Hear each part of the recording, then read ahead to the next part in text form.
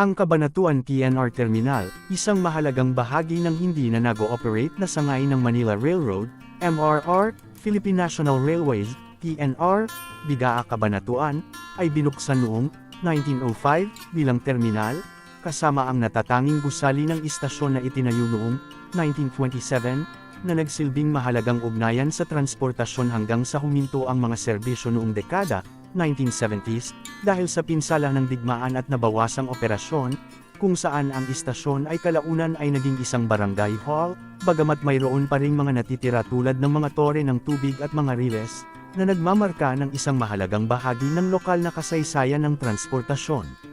Mga pangunahing milestone, 1905, ika-18 ng Disyembre, ang Cabanatuan Station ay binuksan bilang pangwakas na hintuan sa bagong linya ng Bigaa Cabanatuan, na pinahintulutan ng mga batas noong panahon ng kolonyal upang palawakin ang akses sa riles.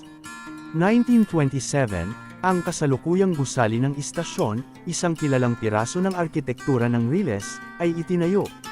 Ikalawang digmaang pandaigdig, ang mga serbisyo ng tren ay naantala nang ang mga tulay sa linya ay winasak ng United States Army Forces in the Far East. Pagkatapos ng digmaan, nagpatuloy ang operasyon, ngunit unti-unting hamina ang sangay sa Cabanatuan. 1972, tumigil ang serbisyo para sa mga pasahero, na siyang pagtatapos ng regular na paglalakbay ng tren patungong Cabanatuan. Dekada 1980, inabandona ang linya sa pangalawang pagkakataon. Ang gusali ng estasyon, ang orihinal na istruktura ay ginawang barangay hall para sa barangay General Luna sa Cabanatuan. Tore ng tubig, isang mahalagang tore ng tubig, na mahalaga para sa mga steam locomotive, ay nananatili bilang isang makasaysayang istruktura.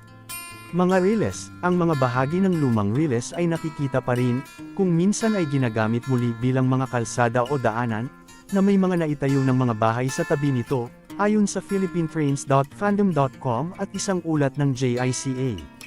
Ang linya ay konektado sa pangunahing linya ng Maynila-Dagupan sa pamamagitan ng Balagtas, dating Bigaa, sa Bulacan, na nagsisilbing mahalagang ugnayan para sa komersyo at mga tao bago ito tuluyang isara ayon sa Philippine National Railways.